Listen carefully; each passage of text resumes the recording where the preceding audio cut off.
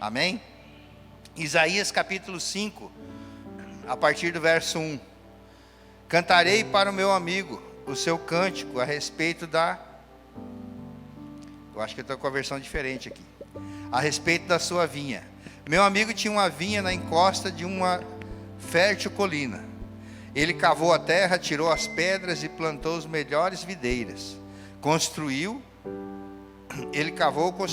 uma torre de sentinela e também fez um tanque de prensar uvas. Ele esperava que desse uvas boas, mas só deu uvas azedas. Agora, habitantes de Jerusalém e homens de Judá, julguem entre mim e a minha vinha. O que mais se poderia fazer por ela que eu não tenha feito? Então, por que só produziu uvas azedas, quando eu esperava uvas boas? Pois eu lhes digo que eu vou fazer com a minha vinha. Preste atenção nisso. Derrubarei sua cerca para que ela seja transformada em pasto. Derrubarei o seu muro para que ela seja pisoteada. Farei dela um terreno baldio. Terreno vazio, terreno baldio, você sabe o que vira. Um lugar de lixo, de entulho. Não será podada nem capinada, e espinheiros e ervas daninhas crescerão nela. Também ordenarei as nuvens que não derrame chuva sobre ela. Vou até aí, depois eu continuo. Nós estamos falando de um projeto, nós estamos falando de restauração. Isso tem a ver com as coisas físicas e também na nossa vida, como foi testemunhado aqui sobre 30 semanas. É um lugar de reconstrução. Quando nós começamos a fazer a nossa casa, nós temos a nossa casa própria, minha, da pastora e da Caixa Econômica. Essa é a nossa casa. Nós fizemos um projeto, tínhamos algo no coração, e eu vou falar só da última casa para ficar essa analogia. Eu levei os meninos, e ainda muito pequeno, no terreno. Eles olharam, eu falei, cadê a casa? Eu não entendia como é que funcionava. Aí eu falei, eu quero que vocês me falem para o pai, o que vocês querem na casa? E eu pensei, eles vão pedir quarto, vão pedir uma sala grande, ou coisas assim. Ah, não, eu quero internet. A gente vai poder jogar play nessa casa nova? Ah, acho legal se tivesse uma piscina, uma sala de jogos. Era a cabeça de cada um deles. Eu falei, legal, a gente pode ter tudo isso. Porque eu estou pensando em fundação, em tijolo e em material bruto. E tem gente que está pensando, como que vai ser a salinha das crianças? Eu falei, nós não vamos ter salinha, para começar. A menor sala naquele lugar tem 50 metros quadrados. Não tem salinha, tudo vai ser muito grande. E as crianças, nós queremos fazer um tempo só para o tamanho delas. Esse é o nosso sonho. Banheiro, mesa, tudo o tamanho delas. Quem chegar lá vai sentir um gigante na terra das crianças. Então, quando projetamos a casa, isso já faz 14 anos. Por que falar de restauração? Porque a casa precisa de restauração. Tem paredes que estão precisando de pintura, teto que está precisando de gesso, luminária que precisa ser trocada. Não é, pastor? Não falou amém? Então deixa. Móveis que precisam ser substituídos, né? Então, muitas coisas. Só que a casa já se cumpriu o propósito, que era de cuidar dos nossos filhos, fazer com que eles crescessem em segurança, felizes, num conforto máximo que nós podíamos dar. Então a casa cumpriu o propósito. E o projeto que nós fizemos, nós não conseguimos terminar até o final, do jeito que nós queríamos. Faltou piscina, faltou a sala de jogos, faltou móveis nos quartos, principalmente na suíte. Faltou várias coisas. E algumas coisas que quebraram nesse período foi ficando para trás, foi se deixado de lado. Então hoje a casa precisa de uma reforma. E sai muito caro. E os planos mudam. E os propósitos mudam. Então nós estamos esperando uma resposta de Deus do o que é para fazer agora. Então, por que estou trazendo isso? Porque a palavra de Deus é bem clara. Olha o que diz lá Provérbios 16. Os planos dos homens parecem bons aos seus olhos. Nós fazemos planos, mas é do Senhor que vem a resposta certa, que vem dos lábios do Senhor, as obras dele, o que ele quer fazer. E isso deve ser estabelecido. Ou seja, O que Deus quer é que determina o que é melhor para nós. Então, seria muito mais confortável nós fazermos trocentos negócios, que eu poderia ficar falando horas sobre propostas que foram feitas para nós, naquele terreno. Pessoas que nem fazem parte da casa, que nem está aí, que tentaram inclusive fazer parte de destruição, de fechamento dessa casa, incomodado com o terreno. O terreno está lá parado, vocês não querem alugar? Falei, primeiro que o terreno não vai poder para lugar nenhum, ele tem que ficar parado mesmo.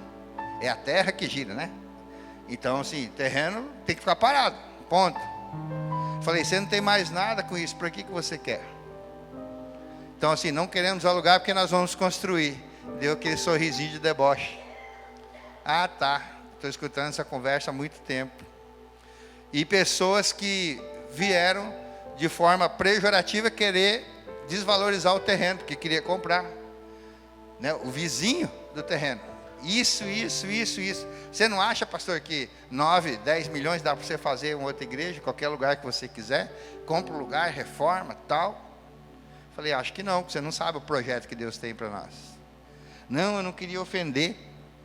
Não, e o vizinho querendo saber o valor, querendo comprar. E mandando desvalorizar. Eu falei assim, então, será que o vizinho não vende por esse valor? Não, eles não estão precisando de dinheiro. Falei, então se ele acha que vale esse valor, manda fazer os documentos que eu compro de volta. Aí ele ficou mudo. Falei, não, eu pensei que a igreja estava quebrada. Eu falei assim, você pensou certo. Financeiramente, eu não tinha uma moeda para comprar o terreno de volta. Mas ele fala que aceita naquele valor, a gente ia dar um jeito. Porque muitos remando contra aquilo que Deus quer fazer. Então é algo que Deus deu a resposta. Deus colocou no meu coração, faça o que é melhor para a igreja e o que está no seu coração. E o melhor para a igreja é deixar essa obra num estágio que a gente possa mudar e parar de pagar aluguel. Eu dava prêmios para o construtor. Falava, se você terminar até dia tal, eu te dou um bônus, te dou um churrasco, isso e aquilo. E ele botava o povo para trabalhar, produção. Não conseguia cumprir, mas adiantava bastante a obra. Então, num prazo recorde de 9 meses, eu construí a casa de 200 metros. E eu comecei só pela fé. Vai ficar gravado isso aí, né? O cara que estava vendendo o terreno falou assim, você não tem nada para dar um sinal? Eu preciso de um sinal e a gente faz negócio. Eu falei, o sinal da cruz não serve? É o único sinal que eu podia dar. Aí ele olhava para a pastora e falava assim, não estou entendendo esse cara. A pastora falava assim, não, ele brinca assim, mas ele é sério. Ele não estava acreditando. E aí, num ato de fé, eu peguei o talão de cheque, fiz o valor que ele queria, e dei o cheque para ele, falei, não vai soltar esse cheque. Não tinha o dinheiro no banco. Não tinha. E aí eu pensei, vou pedir uma semana e vou dar um jeito de emprestar de um, de outro, para cobrir o cheque. Aí eu falei assim, ele falou, por que eu não posso soltar? Eu falei, eu preciso de um prazo. Quanto tempo você quer? Eu falei, 90 dias, tá bom. Ele, não, assim não dá. Daí ele ficou bravo de verdade. O mais que eu posso te dar é 30 dias. Bravo. Eu falei, tá ótimo então, pode fazer o contrato. Eu ia pedir uma semana, na verdade. Ele me deu mais 30 dias. E aí foi uma beleza, né? Peguei dinheiro do pai, da mãe, dos cunhados, dos mais chegados na igreja. E conseguimos pagar tudo. Foi um sonho realizado. Então, milagres vão acontecer para poder isso acontecer. Nós não vamos entender o todo. A matemática não fecha. Não fecha mesmo. Então, essa passagem de Isaías, queridos, conta a história desse homem que tinha uma vinha. Mas essa vinha tem a ver com aquilo que Deus fez nesse planeta. Tem a ver com o reino de Deus. Ele cultivou o solo, ele removeu as pedras, ele deixou tudo arrumado, para que nada interrompesse, nada atrapalhasse as videiras. Videira é aquela que dá uva, tá? Não é azeitona não. Videira que produz a uva. E como ele teve todo esse trabalho, ele colocou a melhor semente. Ele deitou ao solo a melhor semente, o que tinha de melhor. E construiu uma torre para ficar de vigia, para cuidar daquilo que ele estava fazendo. para que pudesse vigiar contra animais, contra os intrusos. E construiu também um depósito para guardar e para prensar a uva, para fazer os seus insumos depois. Isso mostra também esse cuidado, que no reino de Deus não há desperdício. No reino de Deus não se desperdiça nada. Com todo cuidado e investimento, qual foi a surpresa dele? Que agora vai nascer uvas muito boas. Agora as uvas vão ser de qualidade. Olha todo esse cuidado. Uvas doces, saborosas. Mas o que o vinhedo produziu? Uvas bravas, uvas ruins, azedas, que não valia nada. Sabe, essa história ela continua se repetindo como um ciclo sem fim.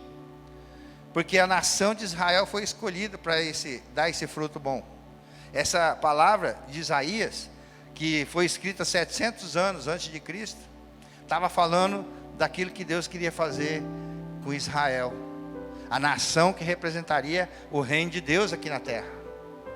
E essa nação foi cuidada, foi cultivada, foi colocada o próprio Deus como atalaia, como guarda, que não dorme, não cochila, que vigia o tempo todo, que sustentou de várias maneiras, de várias formas, esse povo, porque era o povo escolhido.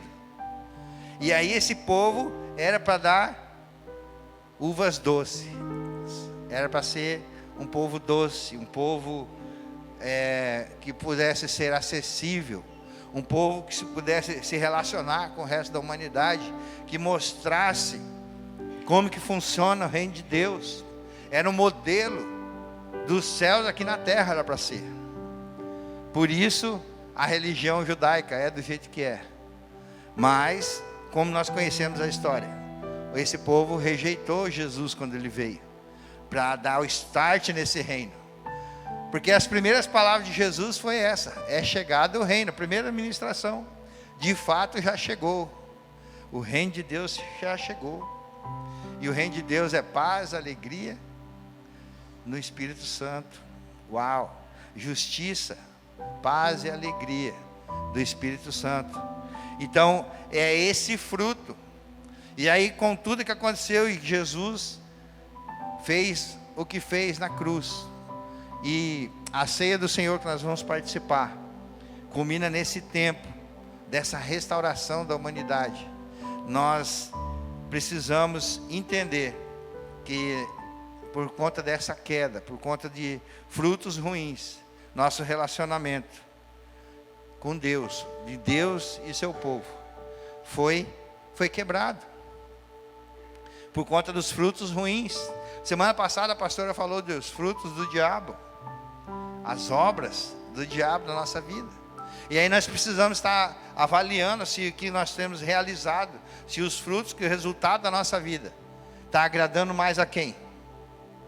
A Deus, ou a concorrência, ou a si mesmo? O segredo da vida é agradar ao Senhor. Deus fez tudo o que é necessário para que nós produzíssemos abundantemente frutos espirituais, fruto do Espírito na nossa vida. É para isso que fomos chamados. Por isso a palavra de restauração. Nós somos corpo, alma e espírito, e precisamos produzir no reino. Amém? Concorda com isso? Conquistando, servindo, amando o nosso semelhante, multiplicando o fruto do Espírito que está em mim, está em você. O próprio Espírito Santo está em nós. Lembra da analogia da laranjeira? Né? Qual que é o fruto de uma laranjeira? Alguém falou laranja. A laranja é a fruta da laranjeira. O fruto da laranjeira é outra laranjeira. Então a laranjeira produz laranja, mas o fruto é outra laranjeira, e não a fruta, que é a laranja. Tem uma pequena diferença. Entende isso? Eu vou falar com maçã então. O fruto da macieira é o quê? Maçã. O fruto da macieira é outra macieira. A fruta é a maçã. E as árvores que não produzem fruto, ela pode dar fruto?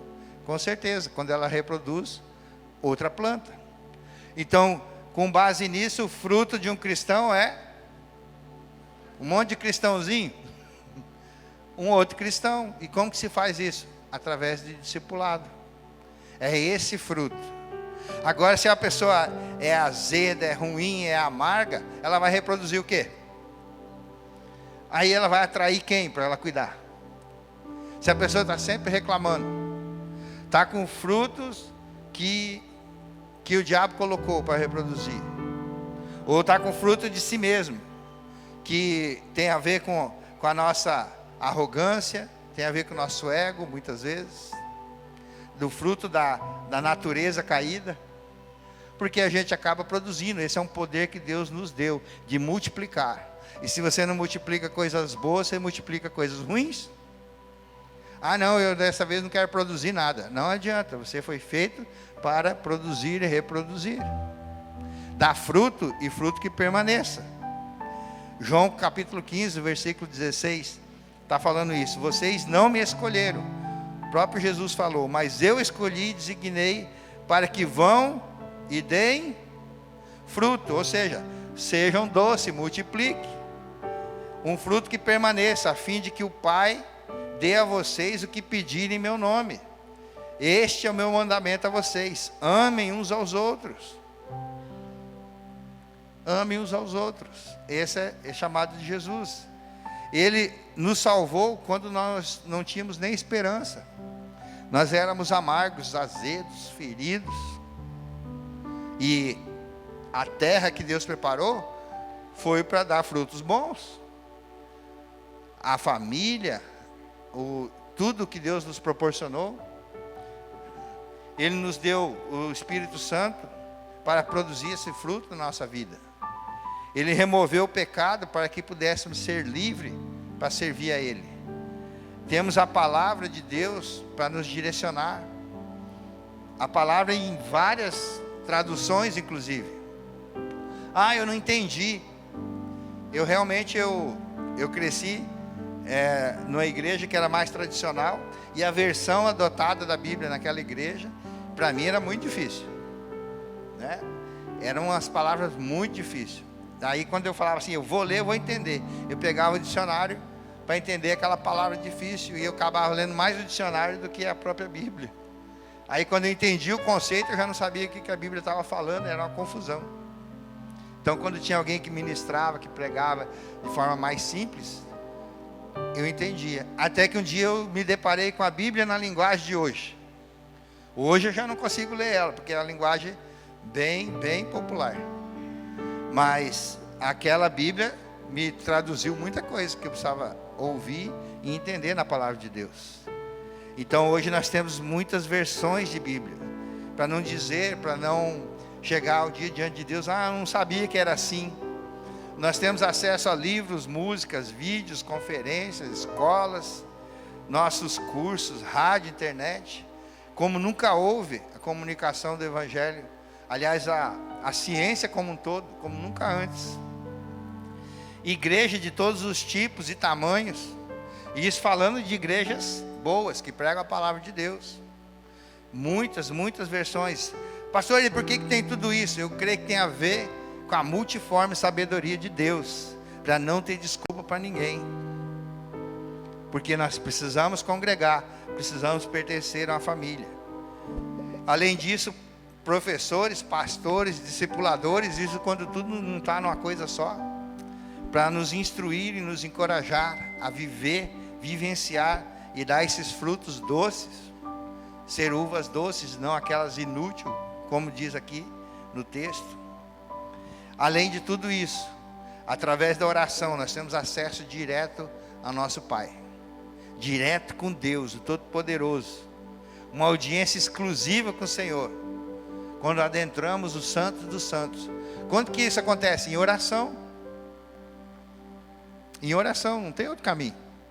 Oração, jejum, estudo da palavra. Essa é a receita para qualquer ministério. Quanto mais avançarmos nisso de forma coletiva, mais poderoso vai ser a igreja. O poder de Deus se manifesta. Cura, revelação, todos os dons se afloram. Porque tem coisas que você carrega que só você vai poder fazer aonde você está atuando. Ah não, seria bom que o pastor, que o meu discipulador, que um líder, que um professor fosse lá para explicar, porque eu não entendo. Não, Deus colocou você. É o Espírito Santo que ensina, Ele capacita. Mas, queridos, não se engane com toda essa liberdade, a segurança. Não se acostume com o sagrado. Não se acostume com aquilo que é sagrado. Hoje nós vamos participar novamente da ceia. Ah, mas de novo. Mais de 30 anos só na ceia fazendo isso. Vai chegar um dia que nós vamos estar com o próprio Jesus. Ah, mas é ceia, né? E hoje está frio, né? Está chovendo, né? E eu entendo, tem gente que tem a saúde de ferro, não pode molhar, que enferruja, daí fica em casa, né? Mas tem gente que nem o pastor Mauro, que era para estar internado, e aí, de tanto ele brigar lá, tiraram ele do hospital. Vai tratar em casa, mas ele queria estar aqui, né? Está com remédios complicadíssimos. O Tiago também já está em casa, graças a Deus. Não pode pegar esse vento nessa chuva, está lá por um cuidado. Mas, e aí aqueles que podem, simplesmente não quiseram sair debaixo da coberta. Mas também a palavra para vocês, que tem fome e sede dessa palavra, que enfrenta qualquer coisa para estar. Então Deus preparou tudo e espera, em ordem e cuidado, uma colheita de coisas doces, de pessoas que sejam doces, assim como Jesus é doce, na sua voz, no seu cuidado, no seu amor. Mas por que eu digo para não se enganar? Porque que muito é dado, muito será cobrado. Lucas capítulo 12, verso 48. A quem muito foi dado, muito será exigido, e a quem muito foi confiado, muito mais será pedido. Um dia o Senhor Jesus, um dia nós vamos estar diante de Deus, e Ele vai pedir conta da nossa vida, Ele vai pedir conta da nossa alma, de tudo que Ele fez, que a parte dele foi proporcionar essa vinha. Então o que precisa de restauração para nós começarmos a dar frutos doces? Eu até ia trazer uma uva que eu comprei numa oferta, tinha uma uva verde e uma uva vermelhinha, igual que está ali na mesa. E para minha surpresa, a verde ia ser mais azeda, estava um espetáculo. E a outra vermelhinha, docinha, eu deixei por último. Falei, aquela vai estar mais doce. Eu ia trazer para distribuir, porque eu fiquei com dó de jogar fora também. Mas simplesmente não dá para comer a uva. Muito azeda. E por conta dessa uva, Deus me deu essa palavra. Junto com o devocional da semana, que eu não lembro que dia, estava falando sobre isso também. Foi de ontem, antes de ontem, eu acho. É esse dia aí que vocês falaram. Quinta, né? É disso que a palavra está falando. Olha como tudo vai se linkando. E nós vamos chegar naquele dia e não vai ter desculpa. Ah, porque meu marido, que minha esposa, que meus filhos, que meu patrão, que o governo, não tem desculpa. É você e Deus. Por isso que essa busca, essa decisão, ela é individual. E ela precisa ser real. Aí você deve pensar e se preocupar sim, o que Deus vai encontrar na sua vida. Você deve se perguntar, o que Deus vai encontrar na minha vida? Coisas doces, doçura, coisas boas, saborosas, ou coisas bravas, azedas, ruins, que repulsam as pessoas. Sabe, queridos, Deus não pode fazer mais nada por nós, porque Ele já fez, já preparou tudo, a parte dele, e Ele jamais vai fazer a nossa parte. Hoje pela manhã falamos disso também, quando Jesus chega diante do túmulo e fala, Lázaro, vem para fora. E Lázaro sai todo amarrado lá fora. Por que Jesus, será que ficou com preguiça de mandar as ataduras desamarrar ele? Não, porque Deus vai fazer sempre só a parte dele.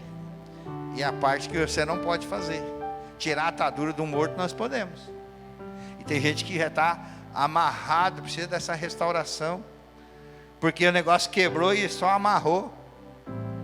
Tem alguma coisa lá na sua casa que era para ser trocado e está com Durepox, com a fita silver tape? Não precisa falar. Às vezes é no carro.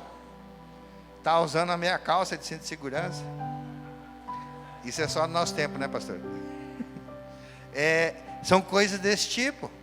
Então, a decisão começa com pequenas coisas. E essa palavra é sobre restauração.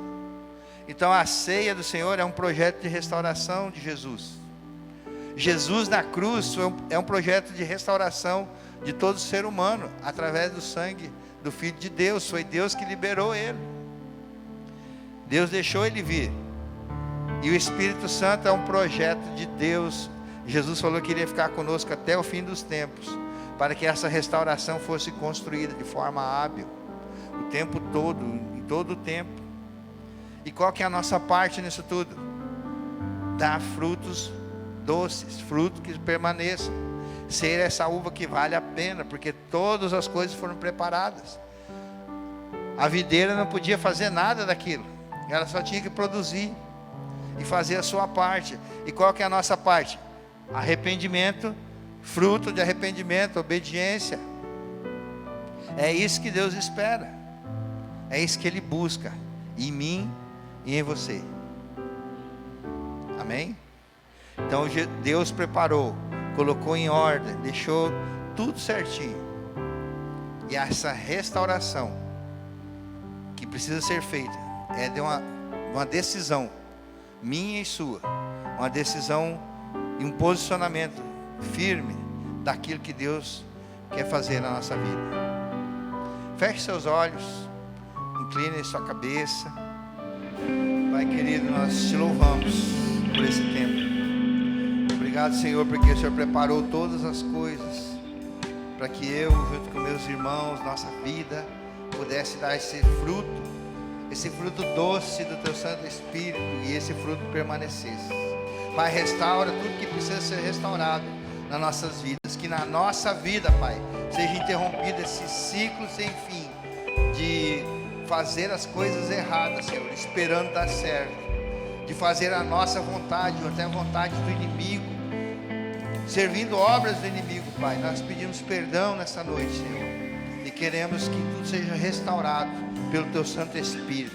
Que meus irmãos junto comigo decidimos nessa noite viver algo diferente, viver um novo de Deus, interromper, Senhor, essa colheita maldita de coisas azedas na nossa vida, e que possamos dar fruto nessa vinha e agradar e receber e representar o Teu reino, Pai, aqui na terra, de forma natural, sobrenatural, como filhos amados do Senhor.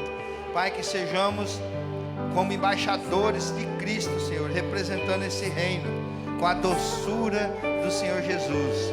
Que nós possamos apregoar, Senhor, o Evangelho do Senhor a toda criatura, a todas as nações, fazer discípulos do Senhor em amor, em cuidado, em doçura. Mas na nossa vida, Senhor, libera-nos, Senhor, de tudo que impede o fluir do Teu amor, do Teu cuidado, do Teu carinho sobre a nossa vida. Pai, nós Te louvamos pelo poder da salvação. Te louvamos, Senhor, pela aliança feita na cruz. Te louvamos, Senhor, porque o Senhor prepara tudo antes, e o Senhor nos dá condição para fazer essa obra. Sem o Senhor não podemos fazer nada, Pai. Sem o Teu Santo Espírito não podemos fazer nada.